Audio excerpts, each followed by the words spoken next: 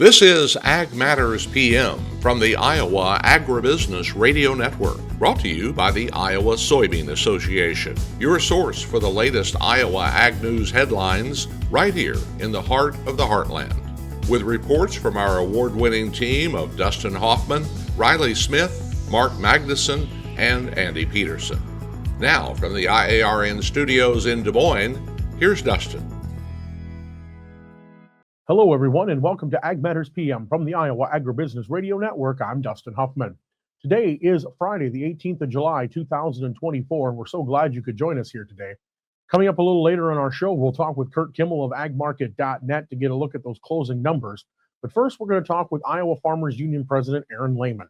He's talking about some of the concerns that they have with the USDA and possible budget cuts and personnel shortages that could be coming to local areas, and what negative effect that could have on rural America.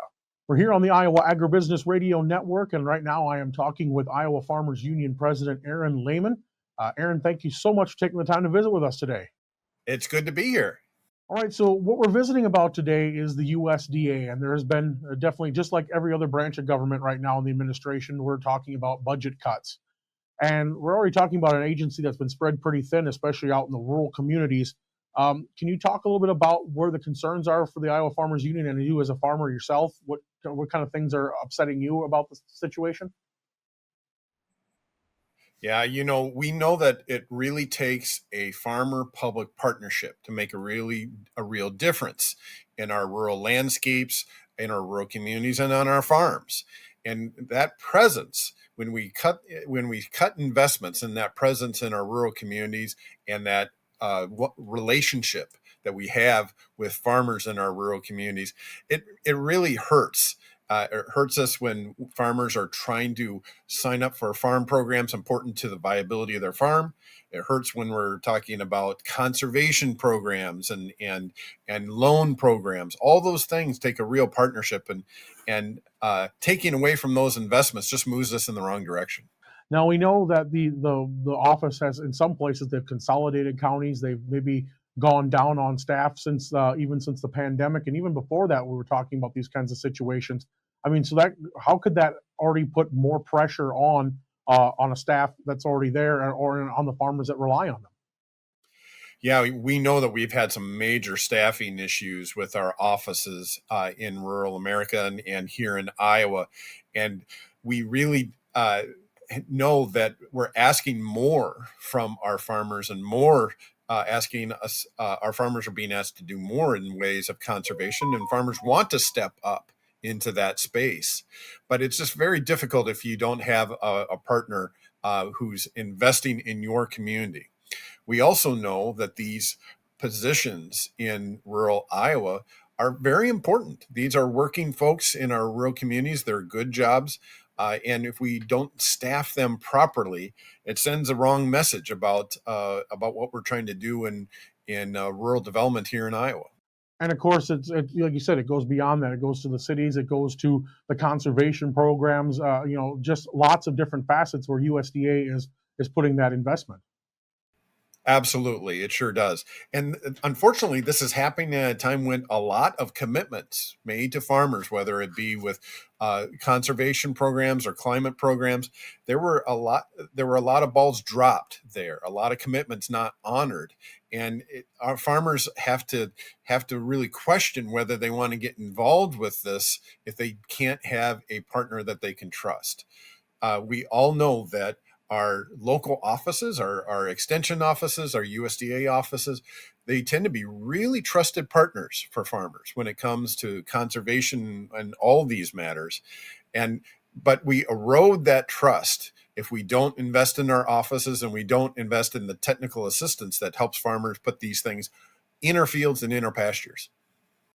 Now, I was out in D.C. in the beginning of May and had a chance to talk with Secretary Rollins, and one of the things she was talking about was the possibility of streamlining, what she called right-sizing the agency, and she was talking about making it more where there's mobile, situations where the agents can come to the farms, but there's a lot of farms in each county, and you talk about the amount of agents and staff that are able to do that. Plus, you talk about rural broadband being what it is in outstate. There's a lot of big problems that before that can even happen that have to be addressed.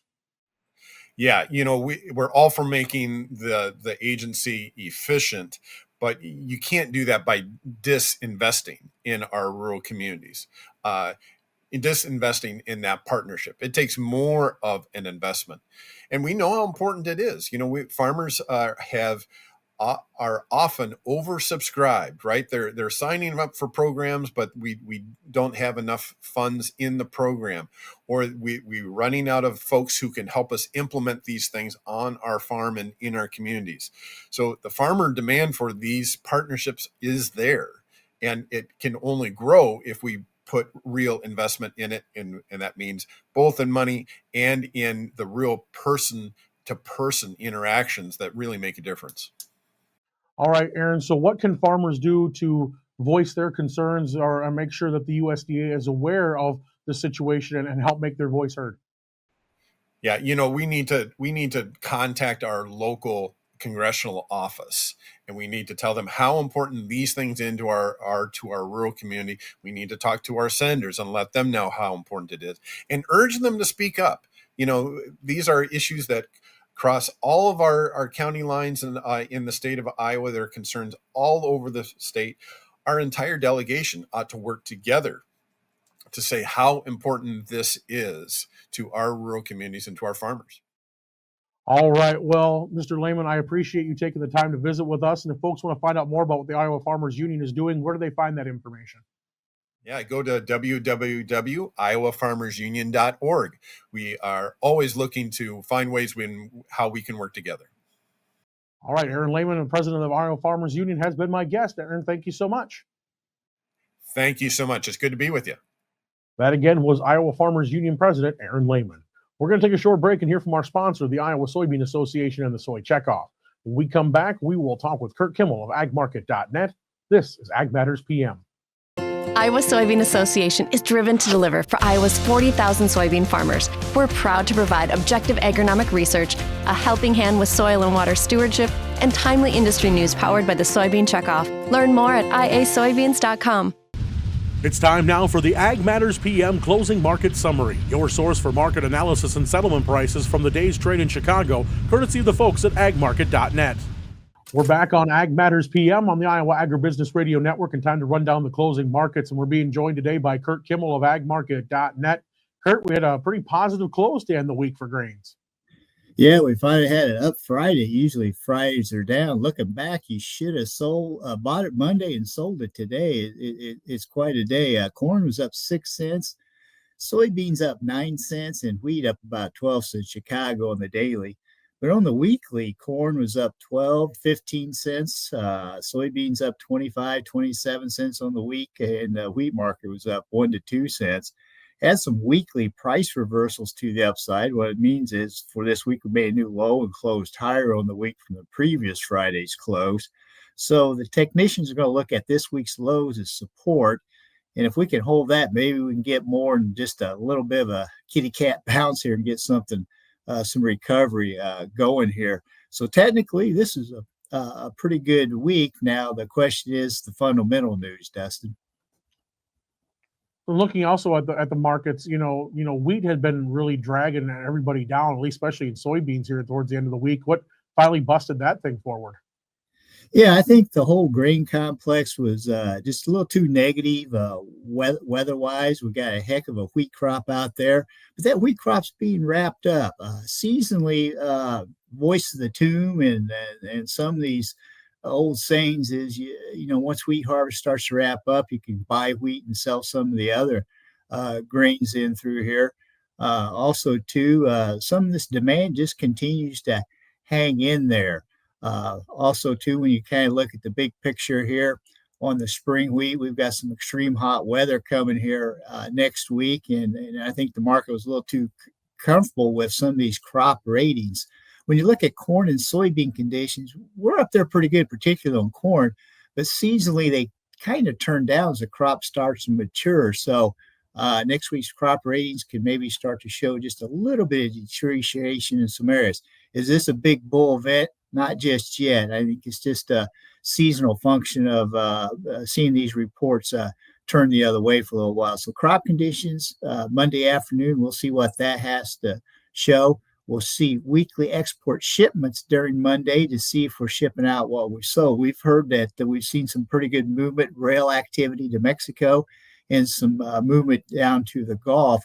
But we'll see confirmation of that next week. So kind of exciting week to kind of hold in there. We've got a little hope, but I hope they don't take hope away.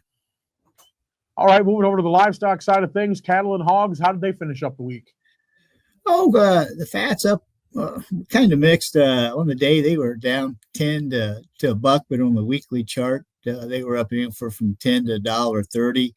A little toppy on the charts, but the main thing in the fat and feeder market is, a couple things. One, we didn't see new screwworm talk.